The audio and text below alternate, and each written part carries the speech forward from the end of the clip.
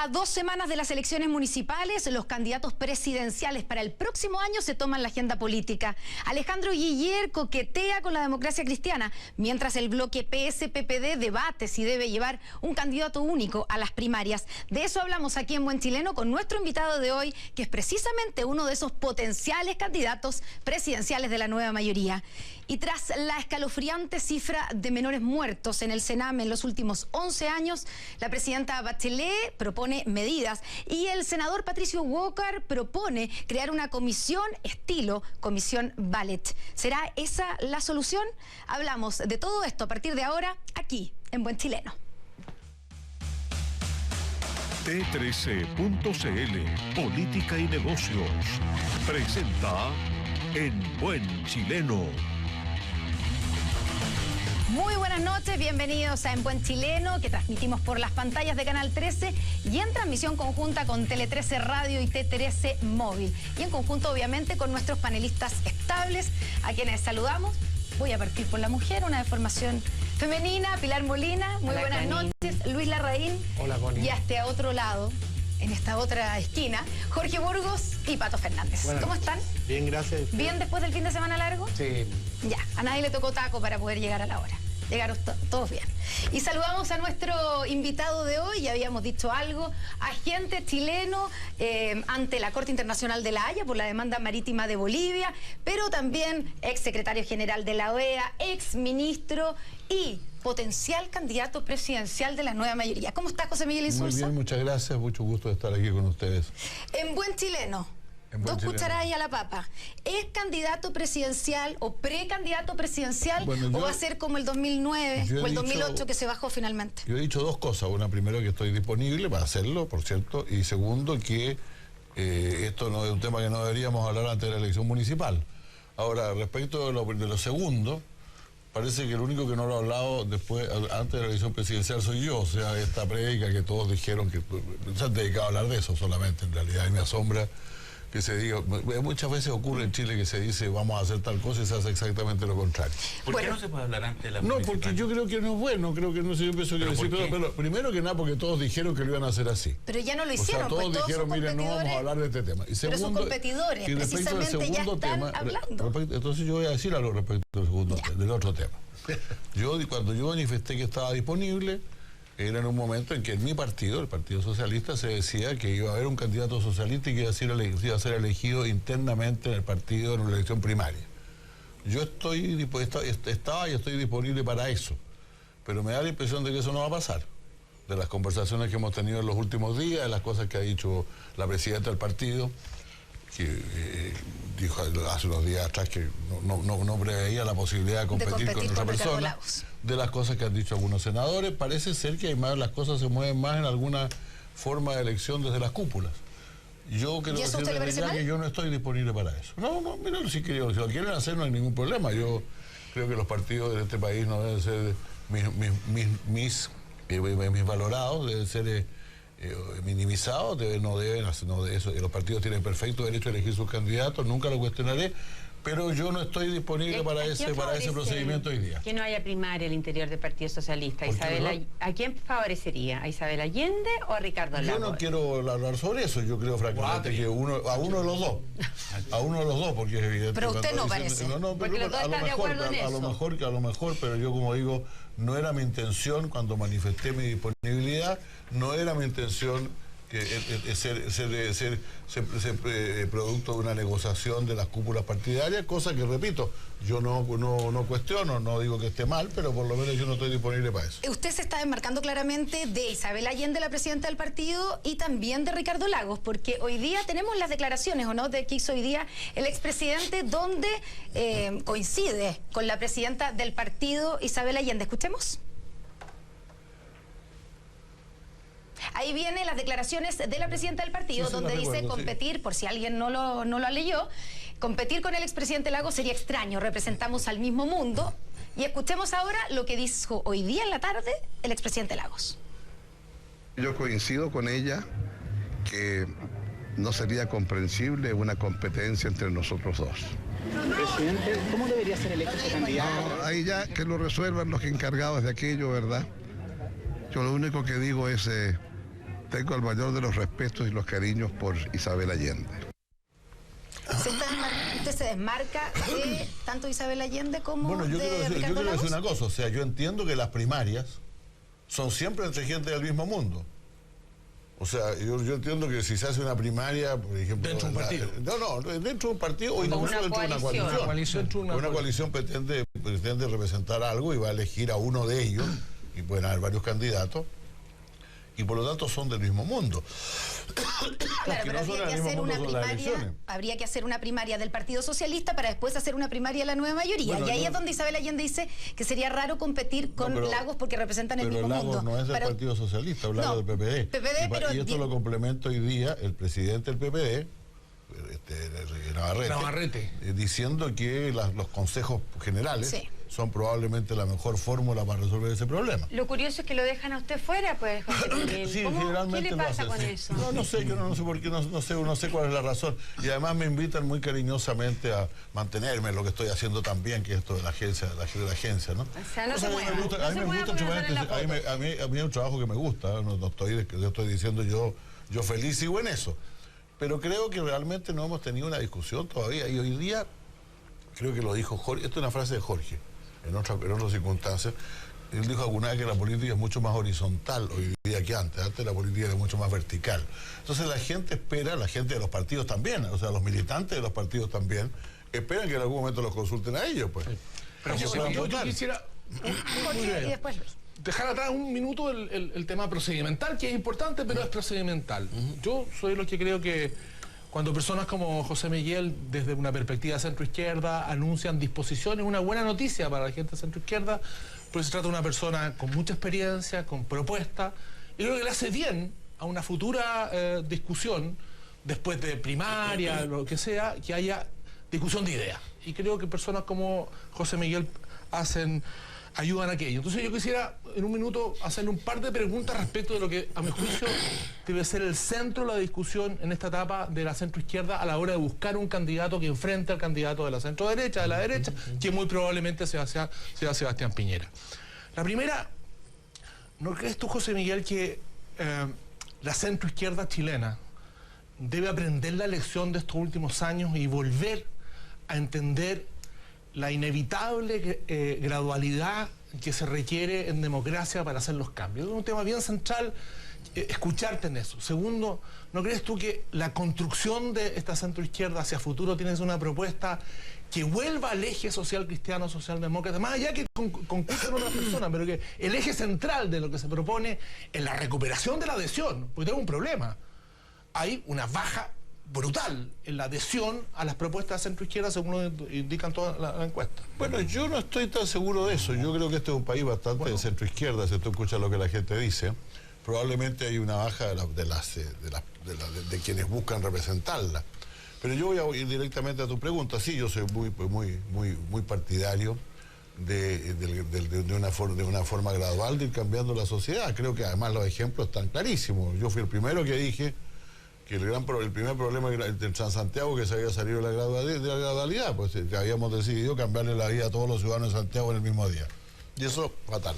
En la reforma procesal penal, que hoy día probablemente después de algunos años, algunos ajustes habría que hacerle, pero en la reforma procesal penal yo recuerdo muy bien un día que llegó Lucho Bates, el ministro de Justicia, a mi oficina y me dijo, mira, no alcanzamos a hacer la reforma, a pasar la reforma este año en Santiago.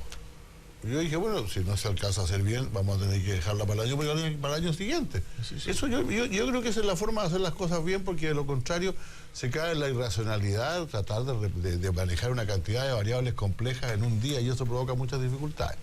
Y además yo estoy muy claro que una alianza de centro-izquierda es de centro y de izquierda y en condiciones de relativa equiparidad. Y eso alguna gente efectivamente lo ha cuestionado. Yo creo que en los últimos meses, como han habido muchos problemas y no hemos dado algunos golpes, pero hoy día se puede hablar de algunas cosas que no se hablaba antes. Por ejemplo, hoy día alguien dice, vamos a buscar acuerdos. Era horrible decir eso hace un par de años atrás era una cosa espantosa.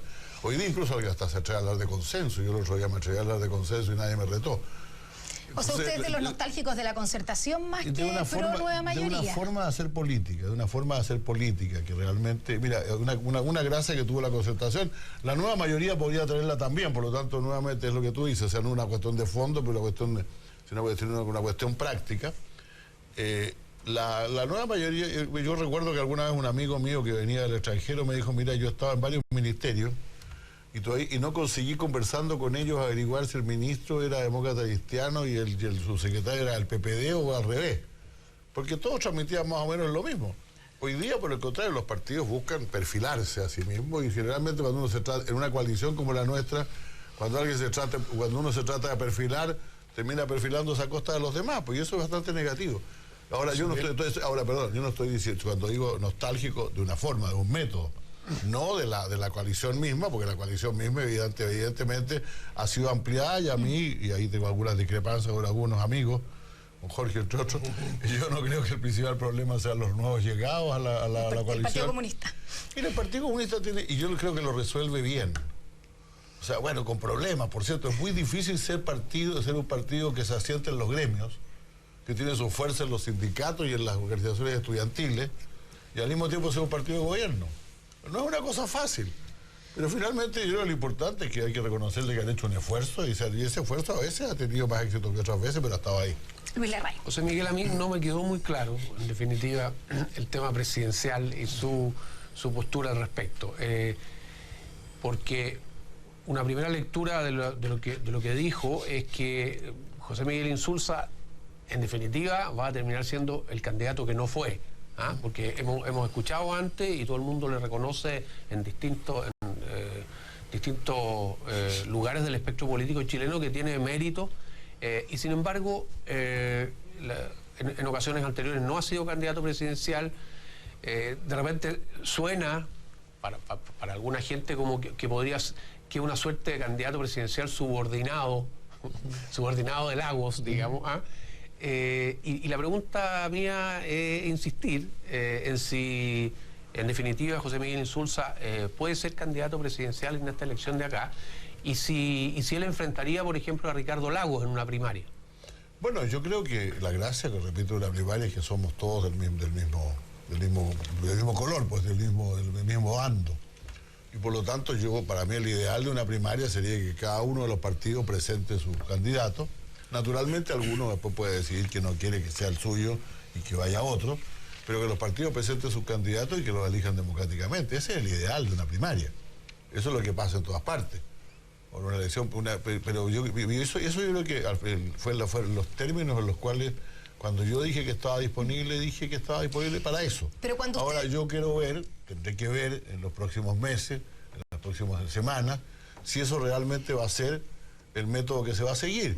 Porque yo la verdad es que no creo que realmente sería beneficioso el participar en una negociación entre más personas que las que ya hoy día están, y no estoy muy disponible para eso, francamente. ¿Y si el método fueran primarias, usted estaría...? Yo creo que es un error, yo creo que deberían haber primarias abiertas y claras. ¿Y si el método fuera las primarias, usted estaría dispuesto a competirle a su ex jefe, Ricardo Lagos? Bueno, naturalmente, si uno puede participar en una primaria, tiene que estar dispuesto a competir con el que le pongan delante. Pues. No le incomoda, porque cuando usted dijo que estaba disponible, todavía no pasaba lo que pasó hace un mes, que Lagos dijo Está bien, pero yo dije que estaba dispuesto pero yo incluso dije que estaba dispuesto a competir con él si es que se presentaba, antes de que lo dijera.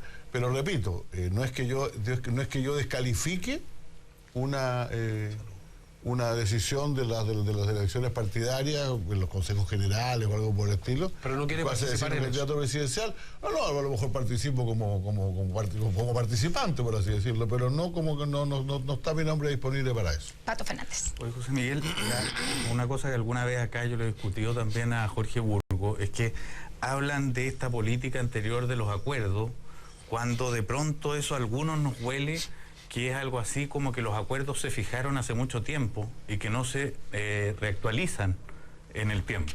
O sea, política de los acuerdos es que les hagan caso a lo que acordaron en los años 90. Cuando de pronto uno quisiera recordar que política de los acuerdos es poner de acuerdo a la comunidad que está habitando en el presente y no en el pasado. Entonces, esos acuerdos no son, parece, los que se dan sencillamente al interior de los partidos de la nueva mayoría, sino que abarcan a un mundo mucho mayor. Y te escucho hablar en lo que te pasa ahora, de hecho, en las elecciones, en la manera en que se está definiendo el candidato, y siento lo que podría pasarle cuando piensan en acuerdo a todo un mundo más joven y que ha irrumpido en la política respecto a lo que ha sido la nueva mayoría, que es muchas veces esa pata encima de un poder misterioso que no queda claro de dónde viene. Mira, es bien interesante. Yo he estado en hartas comunas en esto de la elección municipal, y la verdad es que me he acordado de lo que eran antes y lo que son ahora.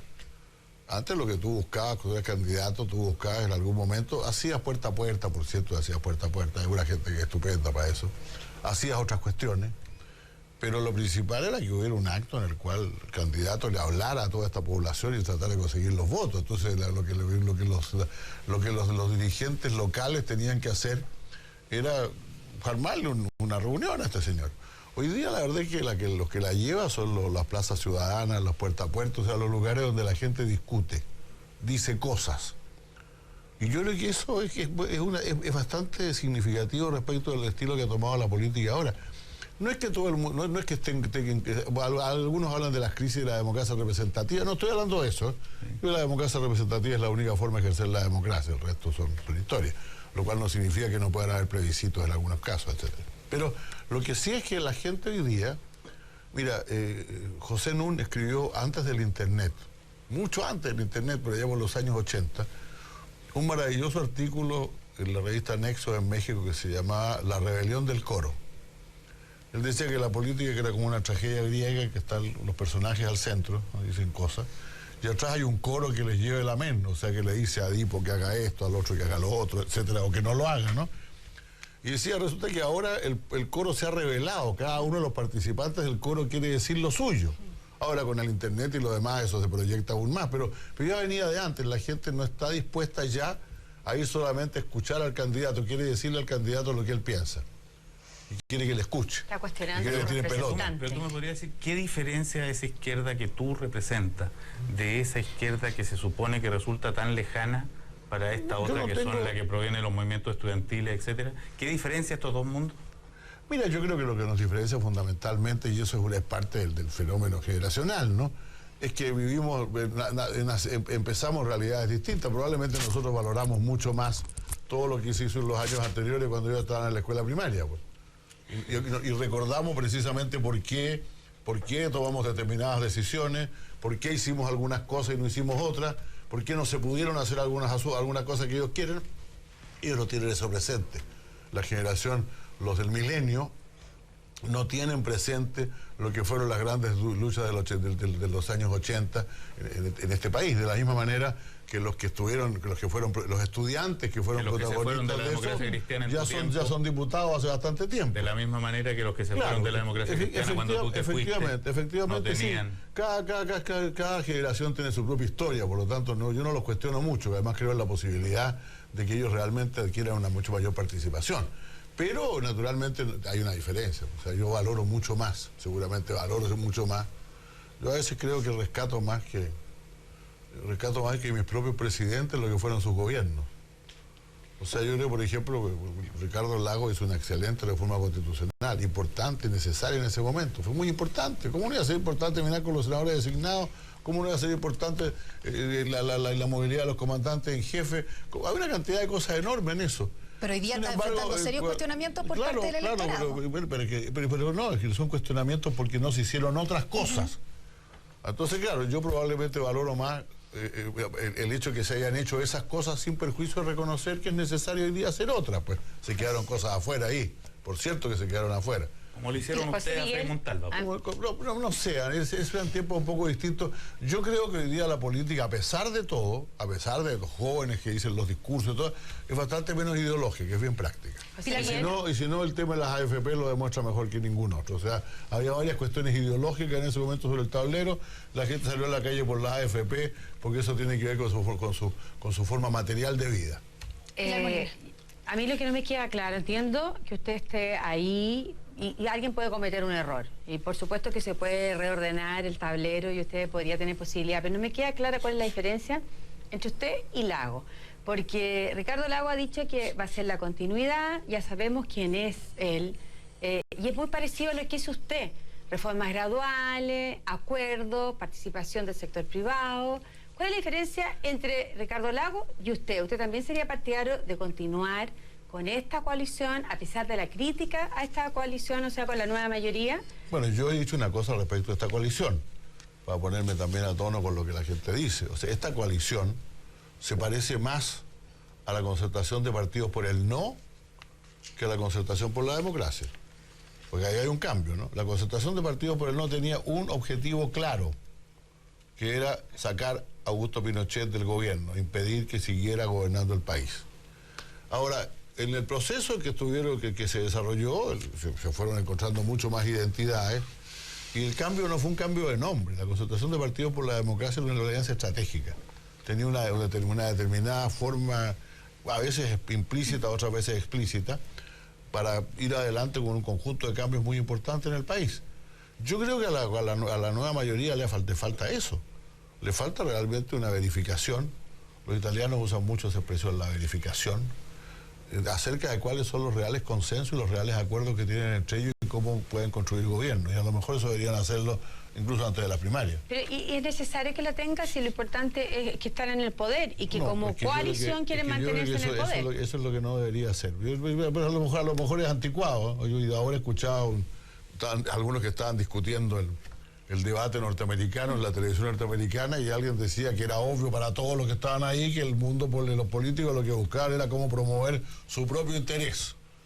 Yo soy más anticuado, creo que todavía existe el interés común, todavía existe el bien común, y hay que ver si lo queremos buscar de la misma manera o no. José Miguel Insulza, en el momento del año 2008, déjeme llevarlo para allá, cuando estaban dadas todas las condiciones para que usted fuera candidato presidencial, finalmente no se tira a la piscina, digámoslo así. Usted era secretario general de la OEA y algunos lo acusaron de utilizar su cargo en la OEA para usarlo como plataforma presidencial. ¿No teme que ahora, que lo vemos en campaña durante los fines de semana con los candidatos a las municipales, lo acusen de lo mismo, de estar utilizando su cargo como agente ante la Haya para visualizarse como candidato presidencial? Es muy interesante eso, fíjese. La verdad es que yo no me he postulado como candidato presidencial, ni me estoy postulando en este momento pero tampoco. Por algo está haciendo campaña durante los fines de semana. Pero hago campaña todos los fines de semana, sí. Hago campaña todos los fines de semana. Y eso no es como agente. Como lo he hecho toda mi vida. No, es para políticos. Los políticos hacen campaña todos los fines de semana. Y yo me he dedicado a la política a mucha honra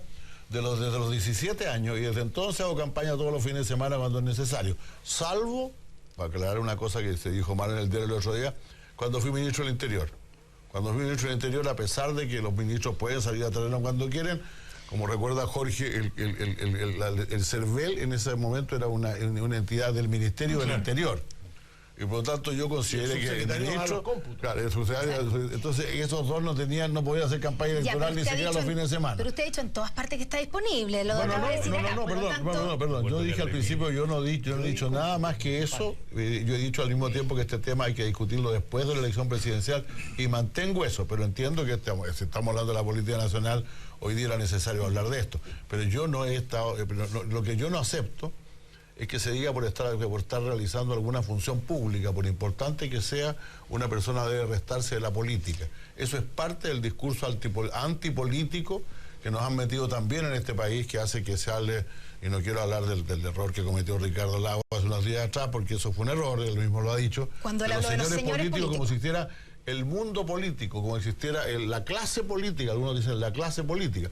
La clase política es una creación de un sociólogo, economista italiano, Pareto, que precisamente es uno de los grandes teóricos de las élites. O sea, la idea de que existe una élite, una especie de grupo ahí especial que tiene que ser reemplazado cada cierto tiempo porque de pronto se empieza a portar mal, y que es la clase política. Yo no estoy de acuerdo en eso. Yo creo que nosotros somos tan ciudadanos en una democracia como cualquier otro, y por lo tanto podemos desempeñar muchas funciones. Cuando yo estaba a cargo de algunas tareas en el gobierno, yo desempeñaba funciones que eran bastante delicadas y nunca nadie me negó el derecho a hacer política. Yo no veo por qué una persona, por tener un determinado rol, si siempre que no lo confunda, por cierto, no puede hacer política. Entonces no está pensando en renunciar a ser agente de la Haya en caso de que fuera candidato. Si yo fuera candidato a algo, naturalmente es un full time, no me imagino haciendo puerta a puerta En La Haya, por favor, es imposible. ¿Y alguien se ha José querido Miguel, sacar pero- fotos con usted para las municipales? ¿Cómo? ¿Alguien se ha querido sacar fotos para Una con cantidad, usted? bastante, y ¿Sí? me hacen grabar cosas también, y les grabo, José les Miguel, grabo, yo les grabo mensajes, lo cosas por quiero eso. volver a la Algo así, política. ¿ah? Yo lo quiero volver a la política. Bueno. Lo quiero- No en lo presidencial, Ya, mejor, pero, sí, porque pero sería, sí. bueno, ya ¿Cuál eso es, pasó ya. cuál es su diagnóstico respecto al gobierno de Michelle Bachelet? ¿Por qué el gobierno de Michelle Bachelet y el gobierno de la nueva mayoría tiene tan poco apoyo en la ciudadanía y tanto rechazo? Mire, yo creo que la verdad es que lo que castiga el elector cuando mira estas cosas es una cosa más general. Y yo creo que precisamente nosotros no hemos dado. O sea, yo soy muy partidario de las reformas que Michelle Bachelet ha llevado adelante, a pesar de que en alguna probablemente hubiera querido algunos cambios de énfasis o algunas cosas, pero no nos contemos cuento entre nosotros. O sea, la desigualdad empezó a agravarse en este país, como en el mundo entero, cuando se empezaron a disgregar y a destruir los sindicatos y cuando se rebajaron los impuestos. Entonces, si vamos a hablar de... No me parece que se puede elegir una presidenta que habla de desigualdad y después objetarle que suba los impuestos a los sectores mejor remunerados y que al mismo tiempo modifique las leyes en materia sindical. Pero ¿cuál es la razón, como le preguntaba ¿Qué es Luis, lo de que la pasa? baja Que popularidad? muchas cosas no se han hecho bien. Ya. Y hay muchas cosas... ¿Es impericia? Y en muchas cosas... No, yo creo que muchas cosas... Yo creo que más bien han habido desacuerdos, ha operado esto. Yo decía que la falta de un consenso estratégico más claro entre los partidos de la nueva mayoría. Eso es lo que a la gente la pone descontenta. Porque yo no, pero la verdad es que la reforma tributaria vamos a ver quién paga y quién no paga impuestos, lo van a saber dentro de algunos meses, por lo tanto no tienen ninguna razón para estar descontentos por el fondo de eso. Y respecto a la reforma laboral, creo que fue más moderada de lo que yo hubiera querido. Hablando de impuestos, los quiero llevar al debate presidencial que se dio anoche, el segundo cara a cara entre Hillary Clinton y Donald Trump. ¿Lo vio José Miguel o no? Claro que lo hice. Ah, ya. Qué vergüenza. Ya, sí, le dio vergüenza. No, pero por favor, o sea, esta es la mayor democracia del mundo. ¿Cómo pueden hacer eso frente al mundo entero, por favor? O sea. Bueno, vamos a ver probablemente los pasajes más polémicos de ayer en lo que se dice es el debate más sucio de los últimos años en Estados Unidos. Escuchemos. And certainly I'm not proud of it, but that was something that happened. If you look at Bill Clinton, far worse, minor words, and his was action. His was what he's done to women. There's never been anybody in the history of politics in this nation that's been so abusive to women. So you can say any way you want to say it, but Bill Clinton was abusive to women. Hillary Clinton attacked those same women and attacked them viciously. He has said that the video doesn't represent who he is, but I think it's clear to anyone who heard it that it represents exactly who he is, because we've seen this throughout the campaign. It's just awfully good that someone with the temperament of Donald Trump is not in charge of the law in our country. Yeah, because you'd be in jail. Secretary Clinton. Una amenaza que nunca se había visto en un debate presidencial, que un candidato amenaza al otro de meterlo en la cárcel, literalmente lo que hizo Donald Trump con Hillary Clinton. Hay una polarización que yo quiero preguntarle con su experiencia, además, en Estados Unidos, ¿a qué se debe la polarización que hemos visto en esta campaña presidencial? Y si podemos pensar o imaginar que algo así ocurriera en nuestro país, donde también estamos con cierta crispación política. Bueno, mire, la verdad es que la frase de Trump fue muy fuerte y algunos periodistas lo tomaron bien. A mí me gustaría ponerlo como un ejemplo, en una ocasión había una concentración en Venezuela y había una jueza que usando la ley, o digamos, aplicando la ley, había dado la libertad condicional a una persona que no había sido sometida a proceso en el tiempo que la ley manda. O sea, había pasado el plazo para que la persona fuera procesada y la jueza dijo, bueno, ha pasado el mando, se va. La jueza Afiuni. Hugo Chávez denunció esto en la tribuna y dijo, mañana me ponen presa esa señora. Todavía está presa. Todavía está presa. La jueza. Sí, la jueza todavía está presa. En la cárcel. No, fue una cosa muy terrible. Entiendo que ahora está en detención domiciliaria por razones de salud. eso es lo que no puede pasar en un país. Pues eso fue lo que dijo este señor que era Miguel. Ahora, lo peor de todo, a mí lo más grave me parecieron los aplausos. Porque yo simplemente verifica una cosa que se sabe. Y es que mucha gente, o sea, la gracia que tiene ahora Trump es que dice una barbaridad cada día, pero hay una cantidad de gente en Estados Unidos al cual le gusta esa barbaridad. Que se lo celebra, por algo tiene cierto... A mí una de las cosas que me pareció aterradora del debate y de lo que ha pasado últimamente con Donald Trump es que podemos decir lo que sea, pero la estrella es Donald Trump. Sí. Y del que todos hablamos es Donald Trump. Y al que todos vemos es Donald Trump. Claro. Y acontece el debate y el único que aparece es Donald Trump. El protagonista es él. Pero no ha ganado. Bueno, mira. No, pero es que... Pero es el malo. Se habla de él como del malo. Yo siempre recuerdo una cosa que me dijo alguna vez el presidente de México, Felipe Calderón. Dice que él admiraba mucho. En México existen estas cosas en la época navideña. Se hacen las posadas, ¿no? O sea, la gente va pidiendo... Bueno, al final hay una serie de historias que se cuentan en que el diablo siempre es un protagonista.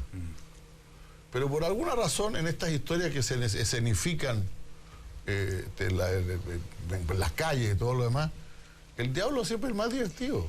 Los otros personajes son tontos, se dejan llevar por el diablo se lo pasa a llevar, son fome. Bueno, tal vez demuestra que es más la candidata Pero la Hillary pregunta Clinton. que te quería hacer a propósito de eso, justamente tiene que ver con algo que yo creo que lo estamos viendo allá, lo hemos visto en los últimos plebiscitos en el mundo, llámese Brexit, Colombia, y lo empezamos a ver también, o lo podemos percibir en Chile. ¿Tú le tienes miedo a las actuales condiciones de la democracia donde han desaparecido los mediatizadores entre el discurso fácil que puede llegar lleno de mentiras por una red social, donde las relaciones directas pueden llevar a eso que tanto admiramos, que es la participación, a convertirlo en jauría? ¿Tú le tienes miedo a la situación actual? Yo creo que toda democracia necesita de un centro racional.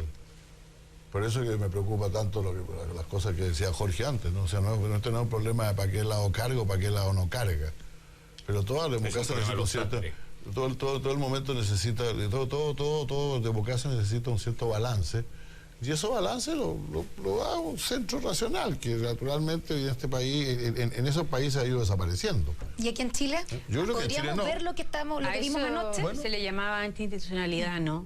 Que había una institucionalidad fuerte. Pero es que las instituciones funcionan, pero también hay quien, o sea, hay una cosa, es importante recordar que existen democracias en las cuales si el presidente lleva a voto el encarcelamiento de todos los opositores, probablemente lo gane en el Congreso, pues, aunque sea un Congreso elegido democráticamente. Es lo que Farid Zakaria llamó la democracia iliberal. O sea, uno parte de la base que la democracia es una democracia que respeta todas las libertades, etc. Pero hay países en que se eligen los presidentes y igual se pasan a llevar las libertades. Para que eso ocurra, uno tiene que tener conglomerados políticos que de alguna manera arbitren dentro de la sociedad los problemas, más allá de las instituciones. Para terminar, José Miguel Insulza y en buen chileno, ¿una palabra sobre Alejandro Guille como candidato? Mire, yo a Alejandro lo conocí muy bien cuando era conductor de televisión. Me entrevistó montones de veces y siempre fue una persona muy respetable. Él eligió hacer una carrera política, lo decidió formalmente, fue candidato a senador. ¿Y por qué genera tanto apoyo? Bueno, yo creo que voy a decirlo es lo más nuevo que hay, pues. O sea, si dejemos una historia, si aquí me incluyo. Todos los que están en la escena son rostros bastante ya conocidos. José Miguel. De pronto aparece uno nuevo, por cierto que es muy interesante. Pues. ¿Se repite la historia que con Michelle Bachelet? Yo creo que es algo distinto. ¿Por qué? Porque mire, yo... También es un outsider, también es un tema de carisma. Pero el fenómeno Bachelet fue mucho más instantáneo. Fue mucho más instantáneo. La verdad es que el fenómeno de Bachelet fue bastante arrasador sobre todo desde que ella fue ministra de Defensa, pero ya muy querida cuando era ministra de Salud. Ese tipo de fenómenos carismáticos se producen en... Sí, pero de pronto irrumpió. Yo recuerdo muy bien que ¿estaría dispuesto a apoyar a Alejandro Guille? Bueno, si fuera el candidato de la coalición a la cual yo pertenezco, por cierto que sí. Además, apoyado por el partido más renovado de todos los partidos de la nueva mayoría, el Partido Radical. Así que está coqueteando con su partido, así que... no sé con quién. La información no dice con quién. José Miguel Insulza, muchas gracias por habernos acompañado esta noche aquí en Buen Chileno. Muchas gracias a ustedes, muchas gracias. Buenas noches. Y nosotros vamos a hablar de otro tema que ha sido noticia durante esta semana, después de la cifra de menores muertos en los últimos 11 años del Sename. La presidenta Michelle Bachelet anunció medidas. Se habló también en estos últimos días de una posible comisión autónoma, estilo comisión Ballet, y uno de nuestros panelistas estables, Luis Larraín, que es columnista también de Tele 13 Radio, publicó esta columna que se llama Jugando con los Niños. Ahí está, la podemos ver en la página web. Y yo voy a destacar una parte que dice que el Sename, igual que la mayoría de los servicios de la administración del Estado, es un botín de cargos públicos que en el cuoteo de la nueva mayoría le corresponde a la democracia cristiana. Se llenan entonces estos servicios de operadores políticos o parientes o amigos, carentes de competencias para realizar su labor y sin controles de gestión que evalúen su rendimiento. Luis Larraín, ¿qué pruebas tiene para declarar esto como botín político de la democracia cristiana? No solamente el Sename, sino que Gendarmería, una serie de reparticiones públicas en las cuales lo importante desde el punto de vista de la gestión del gobierno es lo que ocurre con las jefaturas, con quienes son designados en las distintas jefaturas y con los funcionarios. Fíjate que en el Sename, recientemente, hace menos de un mes, el director del Sename de la Quinta Región fue destituido de su cargo. Y él fue destituido de su cargo porque él denunció a los sindicatos y a los trabajadores del Sename de Playa Ancha, en los cuales él señala que hay más de 20 trabajadores que están acusados de abuso a los menores. Dentro de ellos, algunos son dirigentes sindicales. Y esos 20 trabajadores y esos dirigentes sindicales continúan en Sename, y el señor Elortegui, que fue quien los denunció, fue separado de su cargo. La directora de Sename le pidió la renuncia. ¿Y por qué le pidió la renuncia?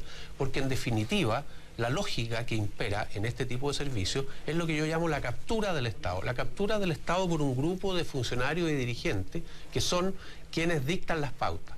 Y que en este caso, según usted, vienen de la democracia cristiana. Bueno, fueron de la democracia cristiana. Ahora Solancho Huerta no es de la democracia cristiana y ahí se rompió eso, pero en todo caso responden a esa lógica. Entonces al final el Sename no está para servir a los niños, sino que está para servir a los funcionarios del Sename. Jorge Burgos, ¿cómo se hace cargo usted como demócrata cristiano? No. ¿Es un botín de su partido el Sename? No, que yo sepa no podría tampoco discutirlo. Entiendo que la actual directora no es demócrata cristiana, más bien cercana al Partido Socialista. Entiendo, aunque no es militante, entiendo que la situación de que se nombre mucha gente por militancia política es una mala situación. No varió sustancialmente en el gobierno anterior que apoyaba a Lucho. Era exactamente lo mismo. Lo cierto, y no discuto el tema de fondo, hay un problema. Yo, por ejemplo, creo que la primera medida que hubiera que dictar esta materia es que el nombramiento de la Jefatura Nacional del Sename y de todos los jefes regionales, a lo menos, fuera por concurso público. Eso no puede esperar más. Hay gente capacitada. Los jefes regionales lo son, pero no el jefe nacional del Sename y ninguna de las direcciones. Yo te digo, el nombramiento de los jefes regionales en la nueva lógica de lo que está modificando la ley de servicio público, que no puedan ser sacados, que duren el tiempo por el cual son elegidos. Ese paso hay que darlo, no solo para eso, sino que para muchos nombramientos. ¿Usted critica el nombramiento entonces de Solancho Huerta por parte de la presidenta de Chile? No, en Tito persona, no la conozco mayormente. Se ha instalado en Chile que las personas que han sido fiscales pueden ser muy buenas en otras cosas. Esta temporada de nombramiento la inauguró el gobierno pasado con el señor Peña. En fin, yo creo que eso es discutible, pero creo que hay que nombrarlo por concurso. Creo también, y en eso que hay que establecer un consejo público-privado que fije las políticas en materia de menores carenciados y de menores infractores. Creo que es muy importante. Eso podría ser en parte una tarea, una investigación, no judicial, porque para eso están los fiscales y los jueces, de lo que pasó con los niños muertos en circunstancias, ¿no es cierto?, por hechos de tercero o por enfermedades. Creo también que hay que echar una revisión al sistema de justicia penal juvenil, que tiene 8 o 9 años, que creo que muestra falencias. Eso debe ser acompañado con una justicia penal especializada para los niños. No tenemos justicia penal especializada, no tenemos jueces de cumplimiento de pena. Entonces, creo que eso quedó cojo y eso vale mucha plata. Yo creo que es mucho mejor en Chile gastar plata en los años que vienen, en no seguir aumentando porcentaje más allá del 60% de gratuidad y ponerlos ahí. Porque ahí están los niños que no marchan, los niños más carenciados de este país. Creo también que hay que hacer modificaciones respecto a un proyecto que lleva mucho tiempo, no sé por qué se ha demorado tanto, que es separar el servicio que se dedica a los niños vulnerados en sus derechos y respecto a los niños infractores. Y por último, creo eso que no avanzó, Jorge, porque la Asociación de Funcionarios de Sename se opuso. Y ya no avanzó. Se a mí me opuso tocó como diputado del gobierno de Piñera y ya no avanzó en esa época. Claro. Y creo también que hay que externalizar más servicios. Voy a decir una cosa muy contracorriente en el mundo que yo represento. Creo que hay que externalizar más servicios a privados.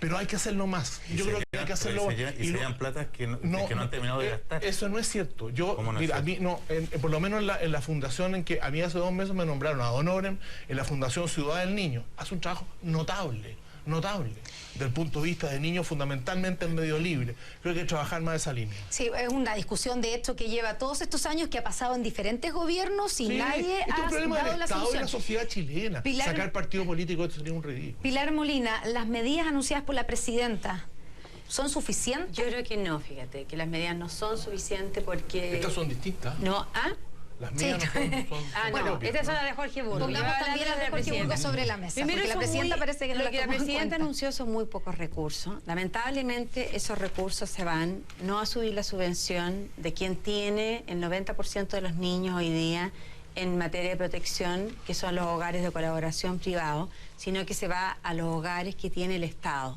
Y la subvención, que todo el mundo sabe que es miserable, 1/3 de los niños llega con problemas, por lo mismo que llegan a hogares del Estado, llegan con problemas mentales. O de los curas. Llegan abandonados. No, pero desde ahí se distribuyen. El Estado es el que los distribuye, los jueces. Llegan con problemas mentales y resulta que con una subvención de 200.000 pesos no alcanza para nada. Le está subiendo menos de un 2% la subvención, lo cual ha sido reclamado incluso dentro de la nueva mayoría, porque eso no va a significar ningún cambio. Después la presidenta tira el proyecto de ley que ya había mandado Piñera en 2012. Que el separar lo que decías tú, Jorge Burgos, los niños infractores que no pueden estar junto con los niños cuyos derechos están vulnerados, que tienen problemas para vivir en su familia porque nadie los puede acoger, y en los hogares del Sename están juntos. No en los hogares de colaboradores, sino que en los hogares del Sename, con lo cual la posibilidad, como decía el otro día Mañalich, que un niño que llega al Estado porque no tiene una familia que lo acoja, tiene un 60% más posibilidad de morir. O sea, yo creo que la Solange Huerta fue súper valiente en haber hecho el estudio, cosa que no sabíamos, que en realidad no eran 180 los niños muertos bajo la tutela del Estado en los últimos 10 años, sino que eran 210 los menores de 18 años en residencia jornada completa, porque si no llegáis a la cifra de 1.300 entre jóvenes adultos. Es un escándalo lo que ha pasado, y la medida, espérate para terminar, Connie, la medida no se hacen cargo porque lo que hacen es como más de lo mismo. Plata no hay, ¿no es cierto? Porque las prioridades del gobierno están en otro lado. Segunda vez que al gobierno le explota una cosa real. Antes fue las pensiones. Y después lo que hace es lo demás, es decir, de que tienen que funcionar las redes asistenciales que se las han arreglado, las del Estado, para echar para afuera también a los niños. Las políticas de drogas no consideran los niños. La política de preocuparse que estos niños vayan a los colegios, hacer el seguimiento, no funcionan tan bien con los niños de Sename. Las políticas de salud tampoco funcionan. ¿Te acuerdas de la Lisset que no la recibían en ningún lado y se sabía que estaba mal médica? Sencillamente para los niños de Sename que no tienen papá y que están en manos del Estado, nadie los apoya. Pato Fernández, da la impresión que una vez más, lo decía Pilar, pero una vez más el gobierno reacciona, o este gobierno, porque nos ha pasado muchas veces en Chile, ante la evidencia, los casos dramáticos. Vemos los 1.300 muertos, entonces se anuncian medidas. Vemos que la gente sale a la calle en el caso de las AFP y se anuncia entonces también un plan para reformar el sistema. Otra vez se le explota en la cara al gobierno. Y van a seguir explotando constantemente cosas de distintas áreas, viene salud, etcétera, porque yo creo que Chile está viviendo un momento que necesita una puesta al día bien generalizada. O sea, las distintas razones que vamos viendo de marcha, de conmociones ciudadanas, etcétera, forman parte más o menos de un mismo proceso general. Se acabaron los tiempos del chorreo, Chile creció efectivamente económicamente en un montón de cosas, ha disminuido la pobreza, el último informe la hace disminuir en casi 3 puntos, hay cosas que están mejor, pero hay demandas nuevas que no habían sido vistas. Pero esta demanda es antigua. Bueno, depende con cuándo tú lo compares, porque cuando uno ve la realidad de los niños y tú sabes que en un lugar de atención del Estado donde hay un montón de niños que se han suicidado, y uno se puede llegar a imaginar la angustia que un menor de edad puede llegar a estar sintiendo en un lugar para colgarse. Tú no puedes sino conmocionarte y ante eso decir buenas palabras y buenas intenciones. El asunto es que lo mismo está pasando, si es que lo vamos poniendo, este es particularmente dramático, pero con las pensiones, con la salud, con la educación. Nos estamos encontrando ante un país que consiguió determinados niveles de algo y que está empezando a pedir un ajuste que ya ahora ya es más, ya no. Mira, yo siempre me acuerdo que para la campaña del no había una vieja que llegaba con una moneda a comprar una bolsita de té y no le alcanzaba para la bolsita de té. Ese era el nivel de drama que había en los tiempos de las ollas comunes, etcétera. Hoy día los dramas son otros, y los dramas, ¿cuáles son? Todos los que estamos viendo explotar en distintas partes y que la sociedad chilena tendrá que hacerse cargo. Luis Larraín. Yo tengo un punto ahí, nosotros hemos discutido bastante entre nosotros respecto al tema de si hay que tener acuerdos y hay que tener consensos y cuándo sí y cuándo no. Yo creo que en este tipo de casos, el tema de la modernización del Estado, de la administración del Estado, es donde hay que tener consenso, porque lo que ocurre habitualmente es que un partido, una coalición política bloquea las reformas que la otra quiere hacer y con eso se lleva el favor de los funcionarios públicos. Y esto vamos de un gobierno a otro gobierno y en definitiva lo que ocurre es que no se toman, porque esto no es que haya irrumpido, este problema de los niños es muy antiguo y tiene que ver con el sistema público de salud también. O sea, no hay atención psiquiátrica para estos niños. Todo el sistema público de salud. Sigue siendo dramático, pero en el año 90 los menores presos preventivamente o con condena cumplían sus penas con los adultos en las cárceles chilenas. Imagínate. Bueno, pero entonces, ¿qué es lo que planteo yo? Que esta cosa de los consensos, que a veces se mira con sospecha porque se dice, digamos, de que se está poniendo de acuerdo. Yo creo que hay que ponerse de acuerdo entre distintas coaliciones políticas para hacer una modernización del Estado. Y tiene que haber un acuerdo tan concreto de como todos. La infancia, que es un número acotado, además de niños, esto debería ser una prioridad, por lo menos de acuerdo. Y claramente no lo hacemos en Buen Chileno, aquí por Canal 13, una transmisión conjunta con Tele 13 Radio y T13.cl. Vamos a la pausa y ya continuamos con más.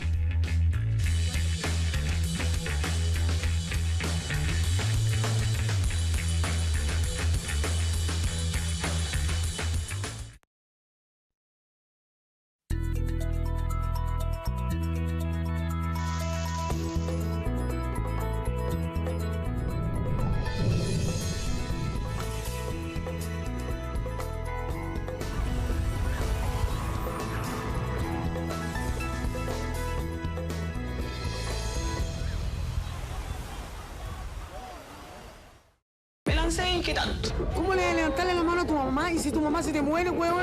Me levantó la mano y me tiró un combo y me tiró contra la pared. Llegué a encarar aquí y yo sabía lo que te van a hacer. Conmigo voy a cobrar. Padres desesperados. Te fuiste viernes, sábado y llegaste el domingo. Durante el día de hoy estarán dentro de esta cárcel. Tu familia da de todo, ¿no? Eso no, pues. Mira, de mamá soy que los hay tirado, te la van a dar, pues.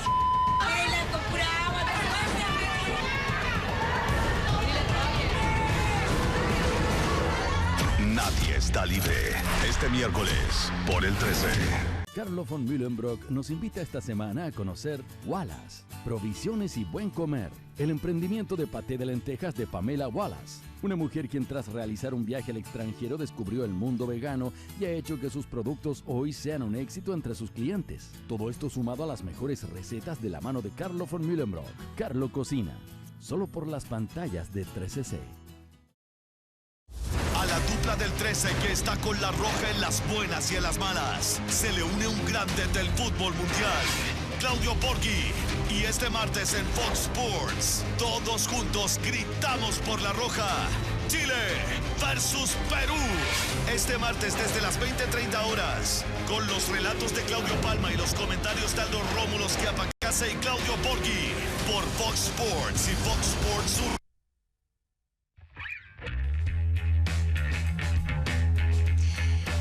Estamos de vuelta aquí en Buen Chileno. Faltan 2 semanas exactamente para las elecciones municipales y se teme el gran temor o el fantasma en la abstención. Se habla de un 60% de abstención. Ya hubo la primera experiencia con voto voluntario que ocurrió durante las municipales pasadas. Jorge Burgo, ¿a quién perjudica o a quién beneficia la abstención? La abstención, una abstención más allá de lo que ha sido los cánones relativamente normales, de que el voto es voluntario, no beneficia a nadie y perjudica a la institucionalidad. Yo creo que el que saque una ventaja de eso, saca una ventaja muy pequeña. Es una mala noticia para Chile. Yo sí quiero decirte que yo este fin de semana estuve en Renca, estuve en Providencia, estuve en La Reina, apoyando a los candidatos que yo apoyo, que se ven bien aspectados ahí, y vi en general un poquito más de como ganas de participar de lo que había visto. Ya, pero más allá de las ganas hay un electoralmente hay un conglomerado político que se beneficia y otro que no. Bueno, en la última elección dicen que se benefició más del 40% de gente que votó, fue en ese tiempo la Concertación. No me rete. No puede nombrar la palabra, maldita. Pero no te puedo dejar de decir que yo creo que es una pésima noticia para todos. Que la abstención bajara. Yo creo que no es pésima noticia para todos. Yo creo que es pésima. ¿Pato? Para la institucionalidad. Eso sí, pero es una buena noticia para los políticos viejos. Es la única manera de sobrevivir. Es que yo soy joven, entonces. Es la única manera de sobrevivir que tienen las alianzas que hoy día suman un 18% en su conjunto y que van a volver a sacar unas grandes mayorías. Yo creo que la sobrevivencia de un cierto mundo va a ser gracias a la abstención. De manera que estaría bueno que para generar el que viene hubiera baja abstención. Sí, pues, si quiere la democracia, vota. Así es. Luis Larraín. Yo creo que efectivamente en la elección anterior la centro-derecha se vio perjudicada por la abstención municipal. Sí. Y yo creo que espero que la gente de centro-derecha, aquella que se queja y que manifiesta su rechazo en las encuestas al gobierno de Michelle Bachelet, no se quede en la casa, porque una manera de cambiar las cosas es yendo a votar. Pilar. Bueno, yo creo lo mismo, que si la gente quiere mejorar las cosas, debe ir a votar, y que si la abstención es superior a lo que estamos pensando nosotros, que va a estar en el rango, la gente que va a votar va a estar en el rango entre 30 y 40, hay que meter cambio. Yo no digo volver atrás al voto obligatorio, pero por lo menos volver a un voto, poner un voto electrónico y revisar la actual ley. Porque nosotros no podemos pasar de un sistema que se supone que es tan bonito, que hoy día hablamos de ideas. Yo no veo que hoy día se hable de nada, en verdad, y veo que la gente que no conoce los candidatos, o sea, va a haber que pasar por el sedazo si tenemos porque al final lo que tú estás poniendo en duda es la democracia con una baja representatividad de las personas que son electas. Pato Fernández, ¿tú estás por el voto obligatorio? Comienza a parecerme, mira, nunca ha sido algo que me entusiasme especialmente, pero creo que las democracias efectivamente le pueden pedir algo a sus ciudadanos. Yo estuve entre los 5 diputados en esa época que voté por mantener el voto obligatorio. Bueno, la joyita de la semana, que es la última parte de nuestro programa, ¿cuál fue la joyita de la semana, Jorge?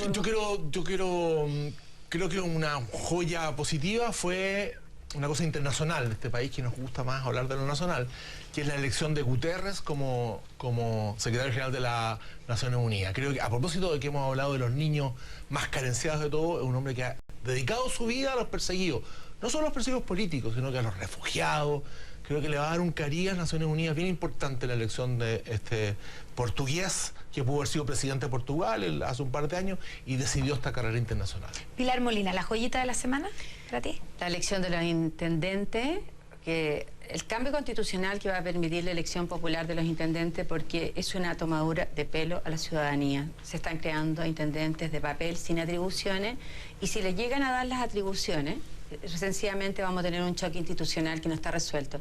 El gobierno eligió una vez más hacer las cosas mal.